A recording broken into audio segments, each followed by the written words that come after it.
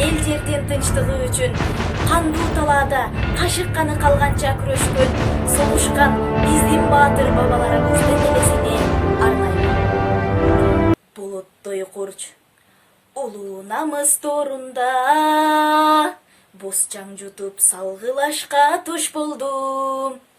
Өрттө калып ог ичинде күрөшүп, азаматтар жеңиш үчүн жол койдум.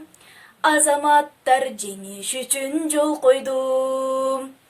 Ата журтум, тууган элим мекеним, татып туруп ушул жеңиш илебин.